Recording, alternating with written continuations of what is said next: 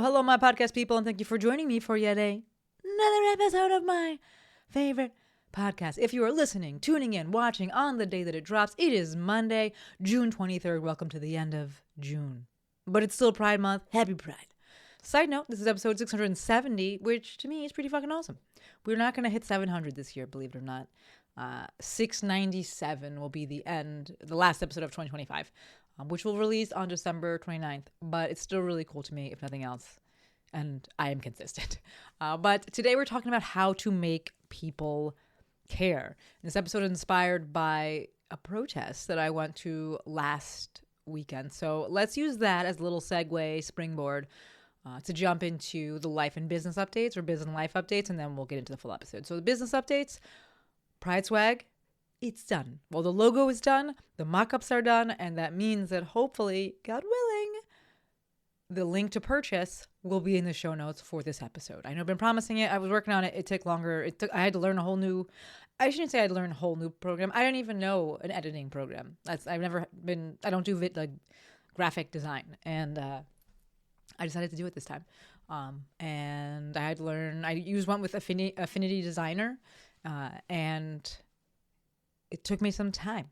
I'm not gonna lie, I tried to have AI help me, and the problem is like what it spits out, you can't edit. And it wasn't terrible, but it just wasn't exactly what I wanted. So I was like, all right, I'm gonna fucking do it, but I gotta like learn this thing. But I did have ChatGPT help me learn how to use the program, and I'm really, really happy with how it came out.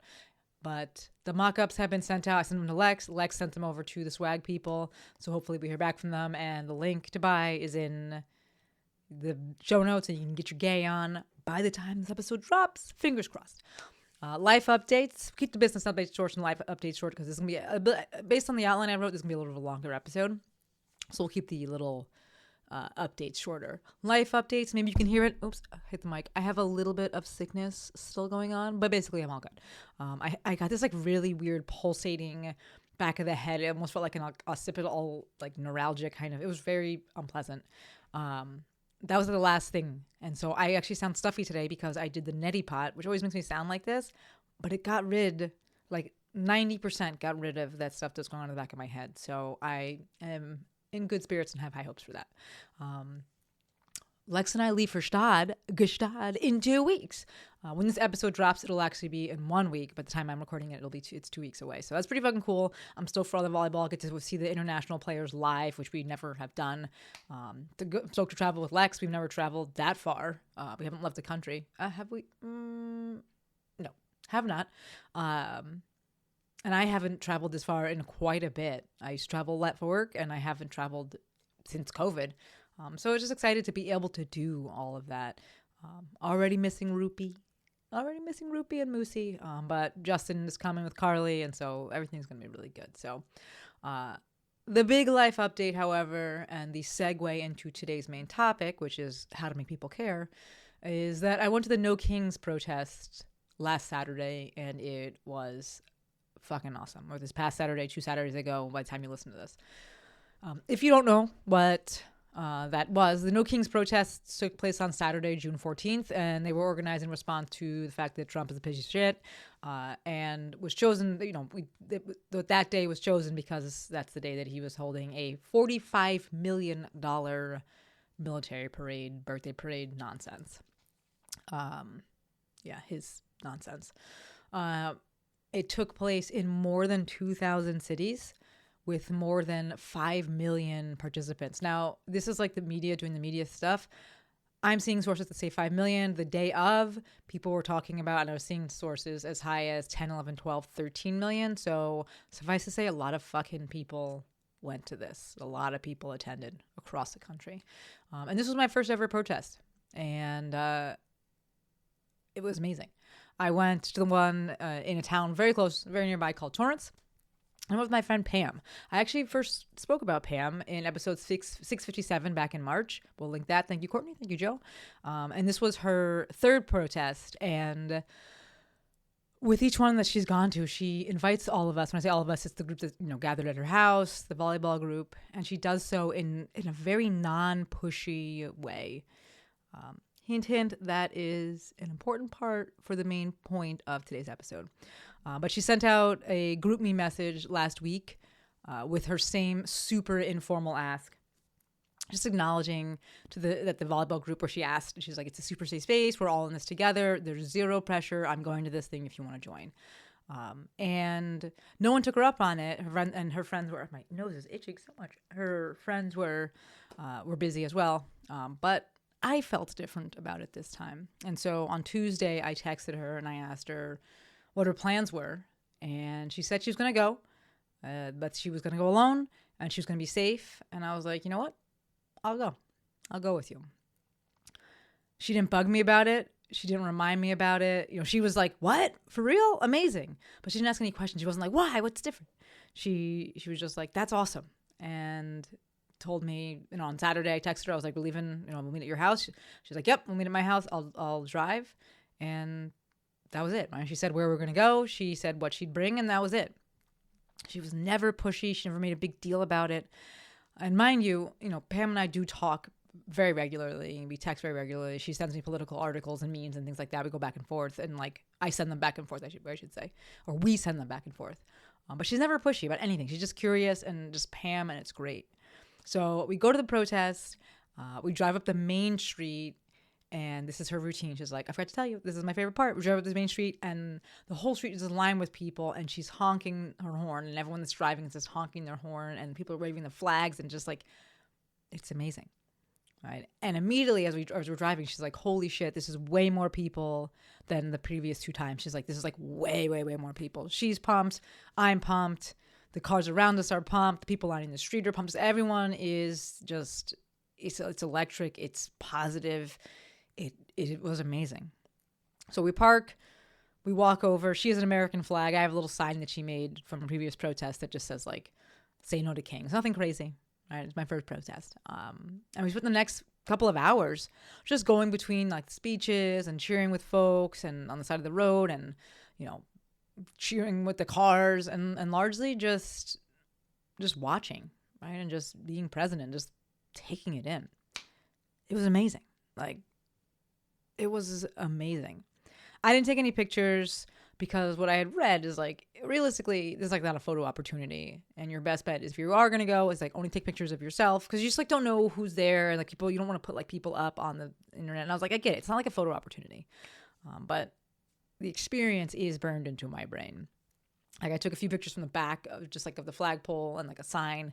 I took 2 videos just to show Lex. I didn't put them on social media or anything like that, right? But I'm not going to lie, based on what I was reading and everything and going in, I was a bit nervous, especially since that morning 2 government officials were assassinated in Minnesota. 2 more were shot and wounded. And, the days leading up, Trump had been using, trying to use LA as make an example out of us. But going there, it was the farthest thing from scary or mean or angry. Yes, if something bad was going to happen, it would be, fairly catastrophic. But that's how I always feel when there's a lot of people in one place. When I go to a concert and things like that, I'm just holy shit, if something goes down, it's going to be bad. When I used to live in New York City and to drive through the tunnels or on the bridge, I was especially in the tunnel though, I was if something goes down, it's going to be so bad. But there were a ton of families there, a ton of kids. There were so many clever signs. People are so clever.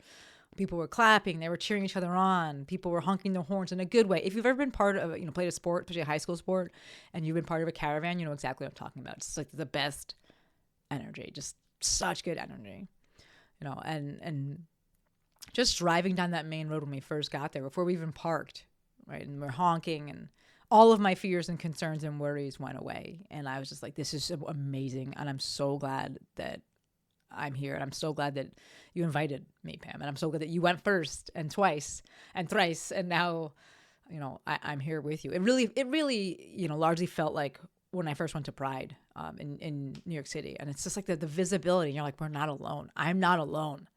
I'm not fucking crazy. I just all these other people, and it's positive. It's not it's a group of other people and they're all angry and mad and they are upset. People are absolutely upset, but they're it was full of love and just, we want change, and this is fucked up. It was amazing. So that was part of the reason that I chose to go this time, right? The fact that there were tons of families, and it was objectively very safe. So on the way over, Pam, we were having a conversation, and Pam, it's just like a 10, 12-minute drive. Pam asked why I chose to go this time, and I had a few reasons. One, I'm fucking fed up. Like, that overpowered any fear that I had. Like, this shit is fucked up. Everything that's going on right now is fucked up. We cannot be snatching people off the streets. We cannot just be like, oh, due process. Nope. I'm not giving. Nope. It's fucked up. Fucked up. Like, people are literally being snatched off the streets. I stay talking about privilege and how we all have it, right? Relative privilege is a very real thing. And that we have an opportunity when we have this privilege to do something with it. My privilege is that I can go to something like this and it'll be safe. Like, I knew Torrance would be safe. There's another one in El Segundo. I was like, it's going to be safe. I live in a very affluent area. There's a lot of white people. And there's no history because of that. There's no history of police brutality or anything like that. Like, it's fine. Like, we saw like a few police officers and that was it. Like, they didn't even like really around. Like, it was nothing. Very safe. No escalation of any sort. Third reason I went, seeing such overt racism like we're seeing with this immigration scare tactics in a place where I live, Los Angeles. I know I'm saying it how we say it, but that is a Hispanic word.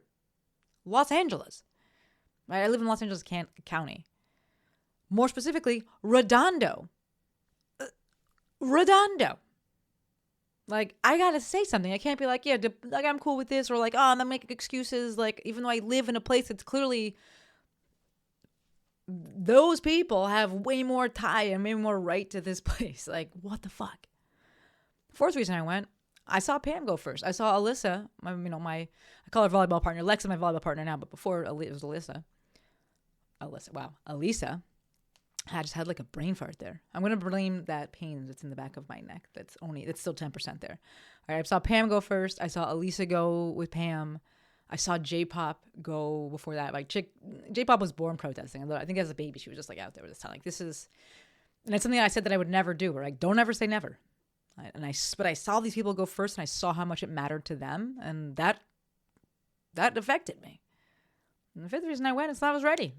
Like, I was ready. So on the way home, we were talking. Pam stays super passionate about everything. And she was just like, how can I make my friends care?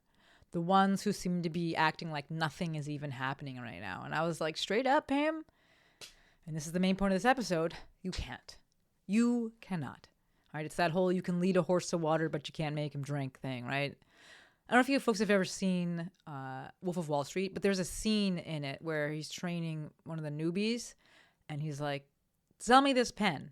Sell me this pen. And the newbie's like, oh, we're trying to see all the features and things like that. And then he brings in one of the senior dude, who's Jonah Hill, right? He brings him in. The senior dude is Jonah Hill. He brings him in, and he's like, sell me this pen. And Jonah Hill immediately goes, so how long you been in the market for a pen? And he goes, I'm not. And Jonah goes, well, get the fuck out of here. Stop wasting my time. Right? Like, you can't make people care. You cannot. Which maybe, and when I say maybe, I think definitely is one of the most difficult parts of everything that's going on right now, is that one of the questions that's bouncing around out there, and maybe in your head, is how do you make people care about other people? And also, like, I have to make people care about why don't they care about other people? Why don't people care about other people? How do you make people have empathy? Like, you can't. Right? Which feels pretty kind of fucked and kind of demoralizing, but there are things you can do. You cannot make someone care, in my opinion, but you can make caring contagious. So a few things you can do. First, you go first. You go first. I talked about this a bunch. All right, if you listen to any of the episodes, I probably said it in one way, shape, or one way or another. All right, if you want people to do something, do it first yourself, and do it a bunch of times. Eventually, some people will come along, right? Lead by example. If you ever want anyone to do anything, literally anything, you want them to exercise more, you want them to start walking, you want them to go to bed earlier, you want them to write consistently to their email list, you want them to make a podcast, whatever the fuck it is, do it first and do it consistently. They will come along eventually. Second thing is show how much you care. This ties into that idea of keep going, right? If it matters to you and you matter to that person, there's a chance that they start paying more attention to it, right? They can tell you care because you continue to do this thing. Signal safety. I show people that it's safe to care. You go first and they get to see what happens. And yes, it can be unsafe to care. There can be downsides. But at some point, the downsides become less scary than the possibility of whatever you're fighting against actually coming to fruition. Right? There's also something to be said about safety in numbers, right? And just showing people you're not alone. Other people think like this. Other people feel the same way. You are not alone.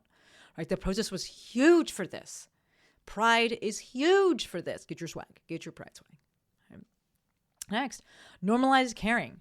This is huge, especially in these propaganda-ass times. Right? Part of fascist propaganda is making caring seem cringe. I'm going to drop the link to a reel this woman did that was really, really good.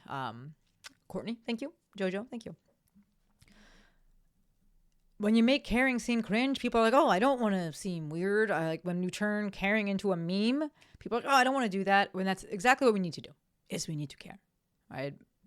So we have to normalize caring, normalize having empathy. Right? Elon's out here being like, empathy is the biggest weakness. That is fascist propaganda, 101. Encourage folks to figure out what they care about. Right? You can't care about everything. And overwhelm is usually and quite often the response for many people, especially when there's just so much going on. And they're like, what am I supposed to do? And it's like, pick what you care about and dive in. I went through this and dove deep into this in episode 648, inspired by Sharon McMahon, aka Sharon Says So. We will link that. Thank you, Courtney. Thank you, Jojo. Next option, lower the barrier and reduce friction. This is exactly what Pam did, right? This is what this protests did. Right? It allows you to meet people where they are at. Right? Maybe it's a book you give them. Maybe it's a podcast. Maybe it's a post. Maybe it is a protest, but you're like, I'm going to do all the work. You just have to show up. Just come to my house and I will do everything else. Right? When I say that the protests themselves lower the barrier is because, and we're going to get into this in a little bit, that like some people listening and hearing how I describe the protest may be like, that sounds like a fucking parade. And they're not wrong. Right, this wasn't some super scary, like, I think I'm going to get, a dead. So I was willing to go. Even though it was a possibility, it was like a very small possibility because of where I live and, just how it went. And that's a great starting point for people. That's a great introduction to participatory democracy. Validate quiet care. Right? Showing up doesn't have to look a certain way, doesn't have a singular aesthetic.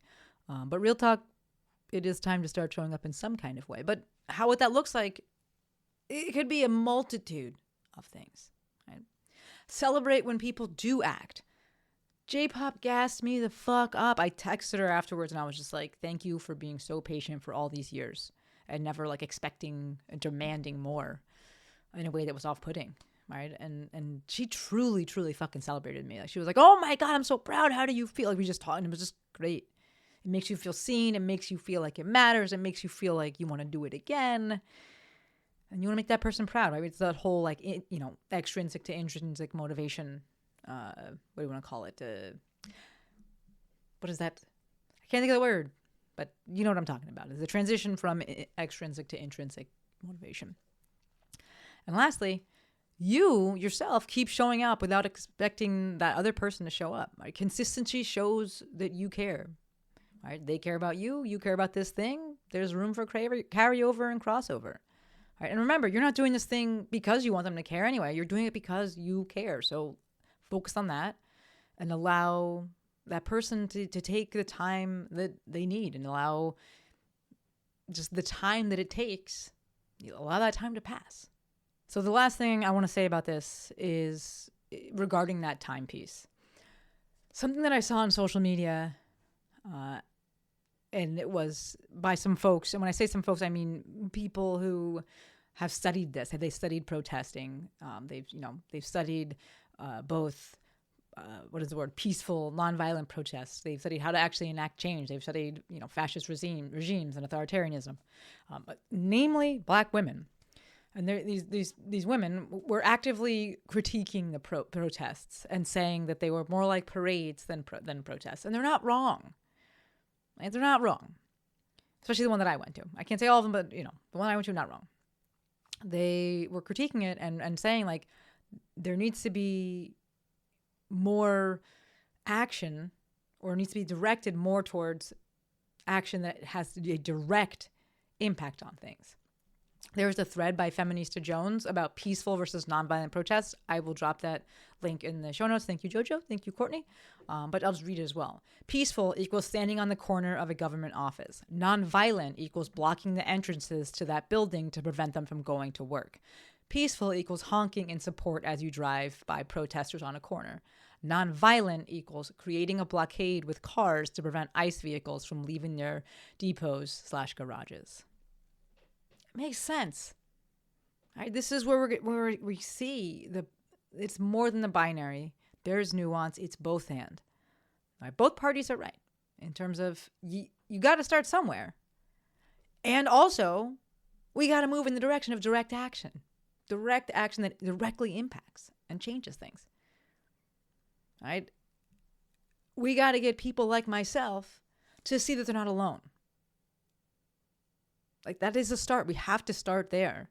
You can't just be like, now go and run into rubber bullets. It's too much. People are not going to do it.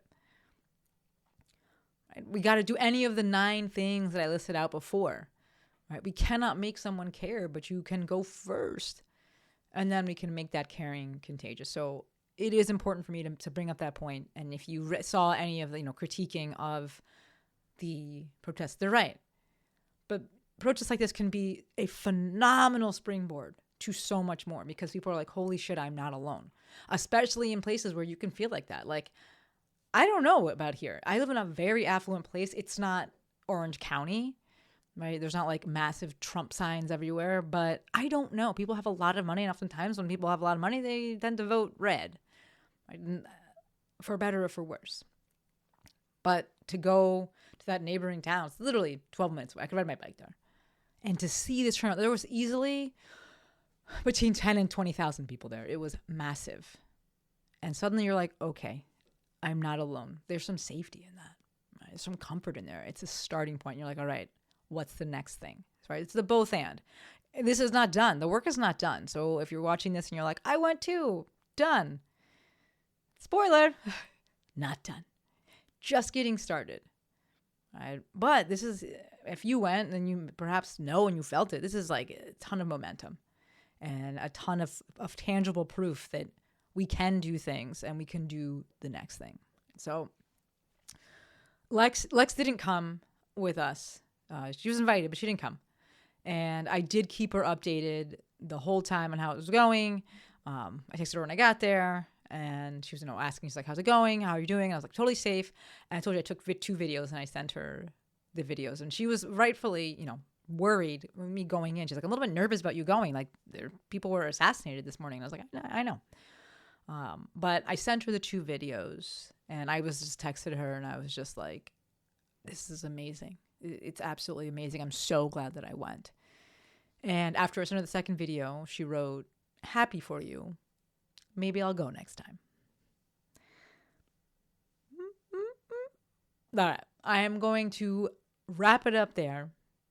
This episode wasn't as long as I thought it was going to be, so that's good. Talk faster. I was excited about this. But make sure, go get that fucking Pride swag.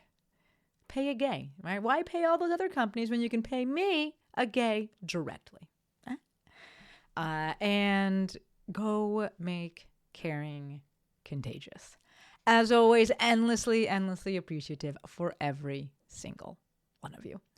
Until next time, friends, Maestro out.